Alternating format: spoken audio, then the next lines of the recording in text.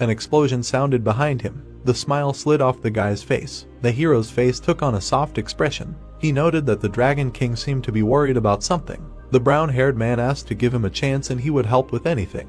The man frowned and muttered that this guy was incredibly calm, although he had just almost died. Lloyd replied that he had dared to scare the Dragon King, and because of him, he had used up extra calories. This sin deserved death. Berkes looked at the guest with interest and thought that he liked him because he somehow knew his nature well. The hero folded his arms and thought that this was a hidden sales principle. What are the features of the product he wants to sell? What are the needs of the customers? In fact, the priority of such things is high. But what really matters is whether the buyer likes the person selling the product. The guy looked at his interlocutor decisively, ready to wag his tail. The dragon glanced sideways at the guest and asked if he was ready to listen to his worries. The young man immediately agreed. He shuddered when the man clarified that he did not have a girlfriend. Berkes added that with such a face even getting married in a dream would be a great gift from heaven. The guy remained silent and tears gushed from his eyes. The dragon sighed and muttered how such an unpopular person would know about the problems of a married man. The brown-haired man extended his hands and objected that, although unpopular,